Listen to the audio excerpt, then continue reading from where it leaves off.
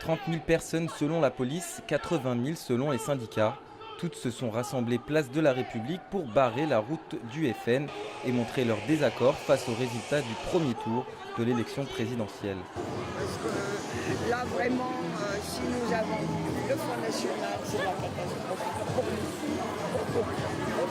Dans le milieu du cortège, plusieurs associations portées par la CGT, la FSU, Solidaire et FO en ont profité pour revendiquer leurs droits, comme ici, les sans-papiers en lutte.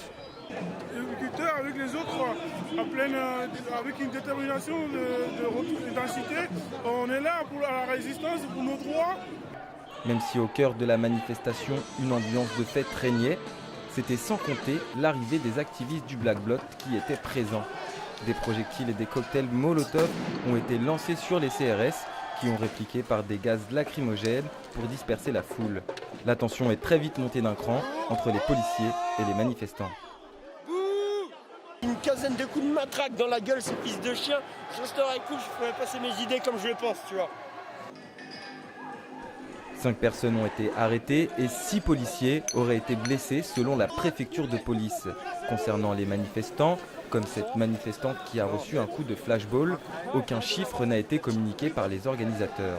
Arrivé place d'Italie, le déferlement de violence a choqué certains militants. Je suis pas pour. Je suis contre toute forme de violence. Voilà. Ça fait mal au cœur, mais bon. Policiers blessés. Le ministre de l'Intérieur, Matthias Fekl, a fait savoir dans un communiqué que ces actes ne resteraient pas impunis, mais ce sera au prochain président de prendre des mesures pour éviter tout autre débordement.